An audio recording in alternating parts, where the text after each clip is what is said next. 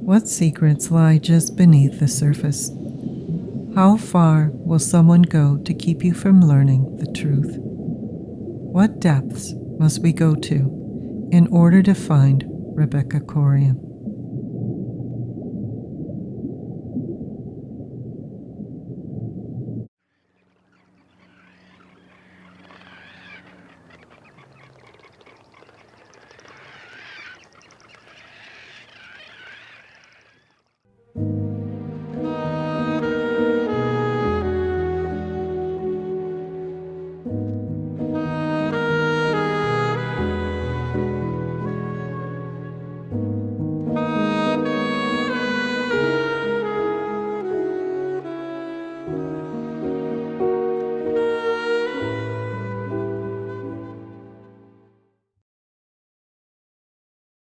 Over 30 million people a year will board a cruise ship and enjoy the many amenities as their voyages transport them to exotic places with promises of adventures to last a lifetime. Who wouldn't want to drift along on the ocean and explore the Caribbean or the Mediterranean? Whether you're soaking up the sun or taking selfies with friends or family, there is always a chance that you could find yourself part of a growing statistic. Every year, over 200 people will go missing from cruise ships, and this may not even reflect the true number, as companies don't always report the missing to the FBI. The risk of losing their reputation could result in the loss of millions of dollars. With so much at stake, many of these cases are kept quiet, but there is one case that would not be silenced, and that is the case of missing 24-year-old Rebecca Coriam from Chester, England. Rebecca was one of 950 crew members aboard the Disney Wonder cruise ship and was employed as a youth activities counselor. The 24-year-old beauty from the UK often went by the nicknames Becky or Bex and was thrilled to be given the opportunity to travel to exotic locales.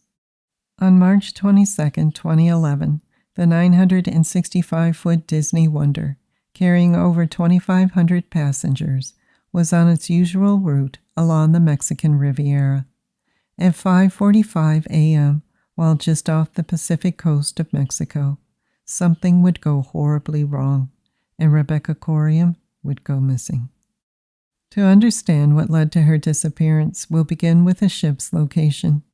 The Disney Wonder left the Los Angeles port on March 21st and began its typical 7-day voyage along the western coast of Mexico.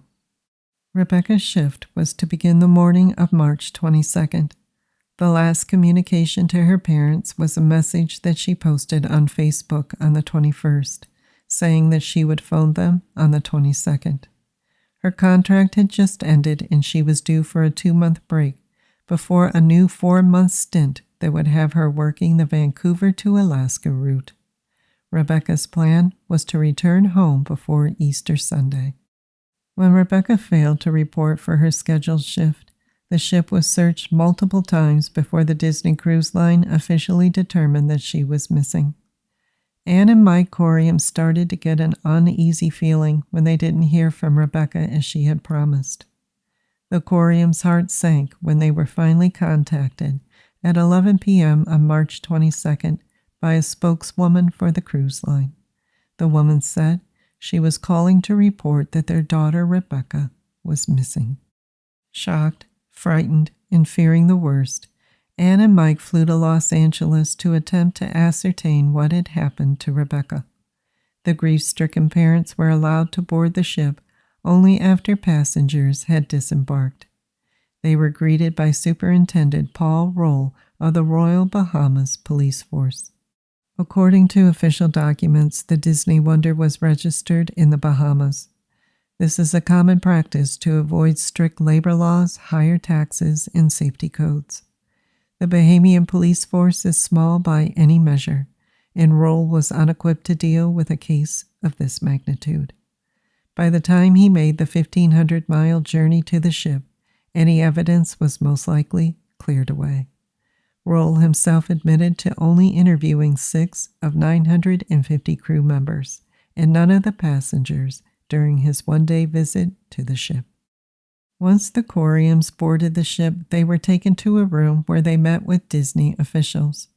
They were told that the last sighting of their daughter occurred on Deck 5 near the crew's pool area. They were shown grainy footage of a distraught Rebecca placing a phone call to a coworker on the ship's internal line at 5:45 a.m. Let's take a look at the photos of Rebecca as I go over more of the details surrounding the final moments before she vanished.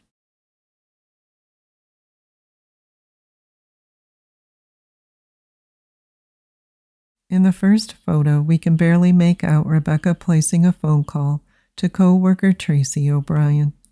Rebecca was traumatized and sobbing about a sexual encounter that she had with ship's bartender Devin Hyde and her girlfriend Tracy Medley.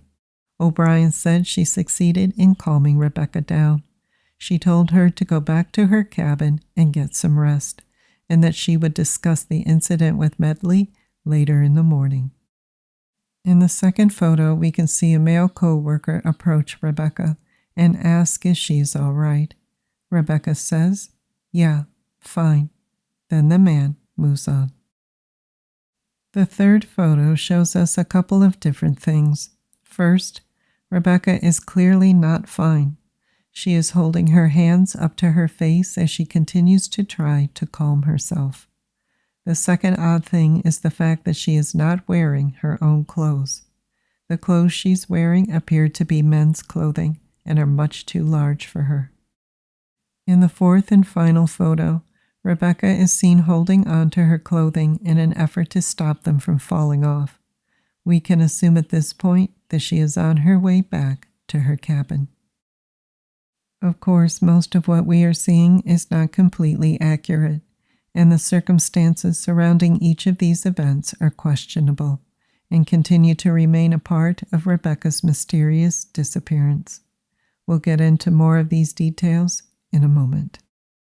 After viewing the grainy footage, the Coriams spoke briefly with a few of their daughter's co-workers that really didn't have much to add to the information that they were already given. O'Brien was also at the meeting and appeared to be extremely upset about Rebecca's disappearance. The Coriams got the distinct feeling that Disney officials did not want them to press O'Brien for any further information. It was during this meeting that the ship's captain was given the opportunity to tell the Coriams what he thought happened to Rebecca. He ushered Anne and Mike to Deck 5 and showed them a pair of flip-flops near the pool area. He claimed that the shoes belonged to Rebecca and believed that they were proof that she went to the pool deck instead of returning to her cabin as O'Brien directed. At some point, a rogue wave swept across the ship and carried Rebecca overboard. From there, the Coriams were quickly escorted to Rebecca's cabin so they could pack up her personal belongings and disembark so everyone could get back to business as usual. Anne and Mike felt as if Disney didn't really care that their daughter was missing and just wanted the entire incident to vanish along with Rebecca. But Rebecca's case would take on a life of its own, and Disney would try to do as much damage control as possible. A spokesperson for the Disney Cruise Line released a statement vowing to assist investigators in the first disappearance of its history. They said, "We have been doing everything possible to find Rebecca Coriam. Rebecca's disappearance has been hard for everyone." Finding out the truth about what really happened to Rebecca would be difficult. The Coriams learned very quickly about the complicated lines of jurisdiction. A private investigator for the Coriams, Roy Ram, with assistance of Chester MP Chris Matheson and former Deputy Prime Minister Lord Prescott, was able to unearth some troubling details surrounding the case. We will now take a look at the most up-to-date information on the case that has been sourced from in-depth investigations by the Coriams, along with statements from the ship's crew and those close to Rebecca.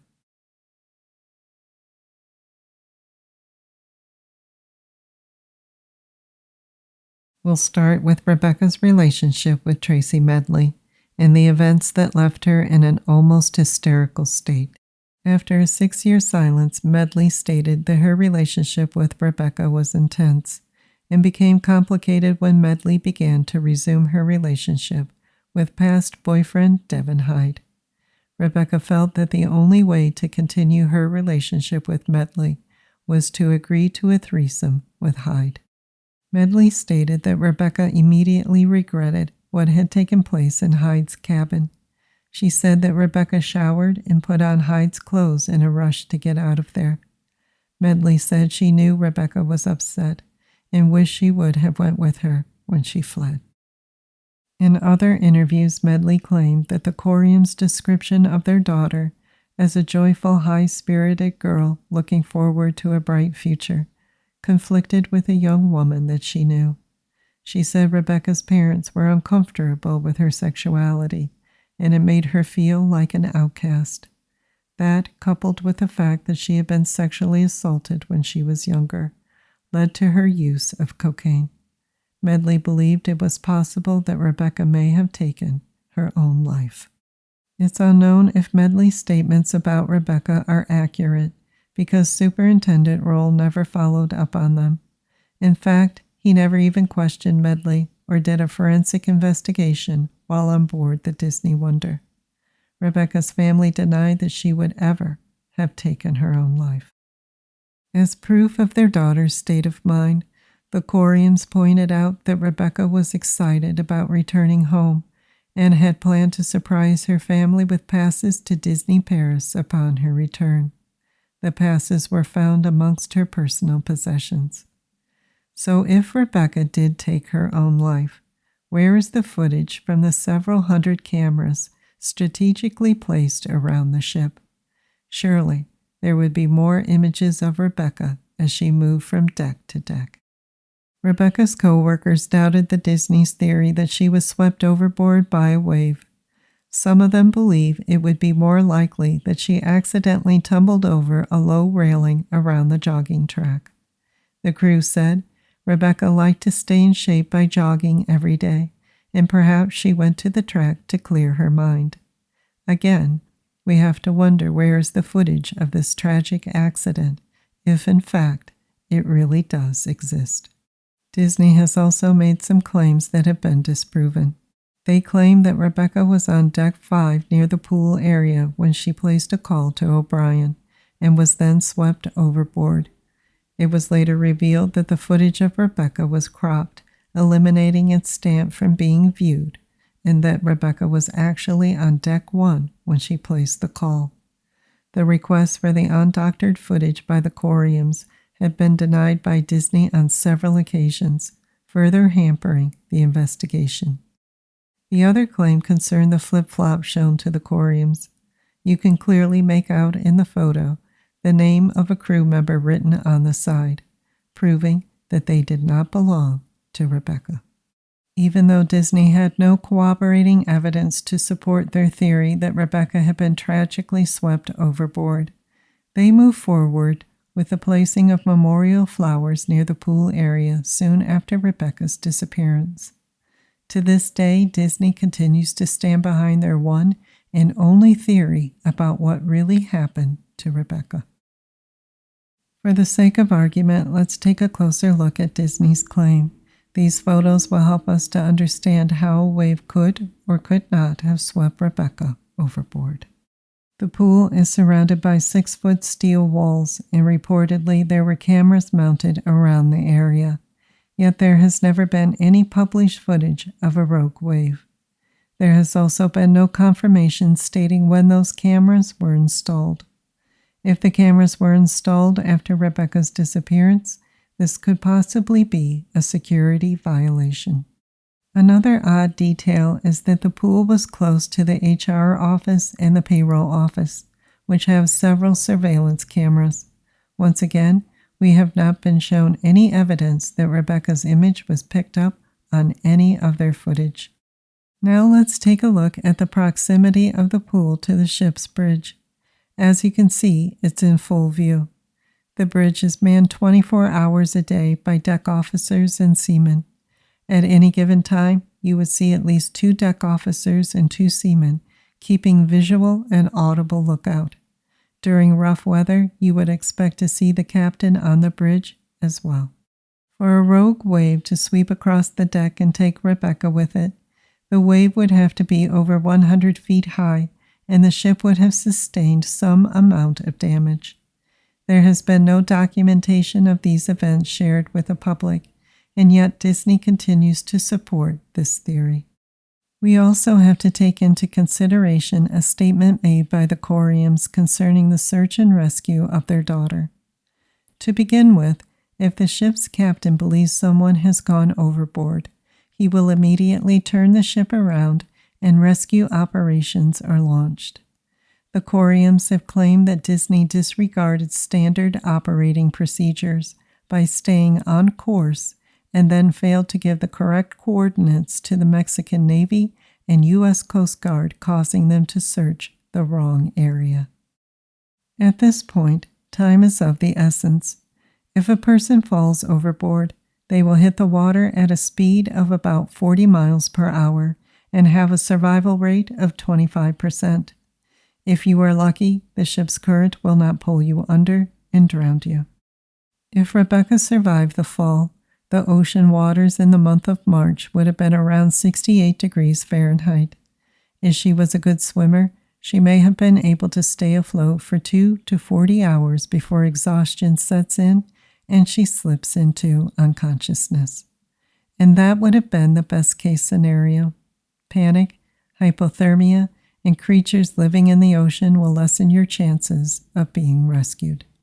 With all of this speculation flying about, the Disney Cruise Line has done nothing to quell the public's outcry for further clarification about what really happened to Rebecca Coriam. But the mysteries of this case do not end here. In 2016, investigator Ram uncovered a pair of ripped shorts in Rebecca's personal effects, leading to further speculation that she may have been sexually assaulted upon returning to her cabin and tossed overboard afterward. Shortly after Rebecca went missing, her parents noticed activity on her bank account and a changed password on her Facebook account, indicating that a crime had taken place. On March 21, 2011, the Coriams received an email from a woman claiming to have seen Rebecca in Venice. Anne and Mike never took the information seriously because they found Rebecca's passport in her cabin when they were packing up her things. Of course, the stonewalling by officials in this case continues to add to the frustration and anguish of the Coriam family. Many attempts have been made to view Rebecca's file under the Freedom of Information Act. Each request has failed. Authorities have cited that the file contains restricted information, and a redacted version has yet to be offered. The Cheshire Police have stated that they were given access to the file, and it was clear that the investigation was botched from the beginning. During the early stages of the investigation, the Coriams sent letters to former President Barack Obama and the FBI appealing for help in finding their daughter. Each letter was met with silence.